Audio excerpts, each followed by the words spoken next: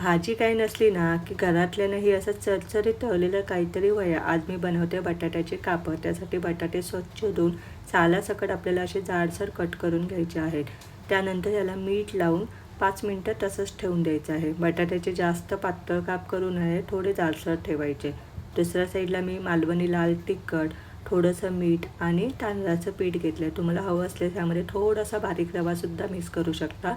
आता ही बटाट्याची कापं आहेत ती व्यवस्थित तांदळाच्या पिठामध्ये घोळून घ्यायची आहेत. दुसऱ्या साईडला मी तवा तापत ठेवला आहे. आता ही जी बटाट्याची कापं आहेत ती अशी व्यवस्थित लावून घ्यायची आहे.